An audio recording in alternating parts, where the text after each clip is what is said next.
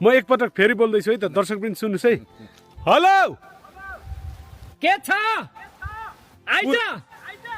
पुरै फर्काउँछ दर्शक यो कुनै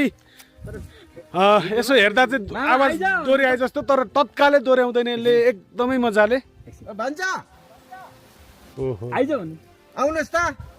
ओहो के भन्नु हो यो त धेरै अचम्म छ एउटा कुरा यो फर्के भनिन्छ नि फर्के भयो भयो ठुल्ठुलो पाहाड माथितिर छ नि उसले झन् खतरा फर्काउनु पर्छ फर्काउनु पर्थ्यो छैन नि यहाँ त फेरि एकछिन पछि फर्काउँदो रहेछ नि त फेरि यहाँ त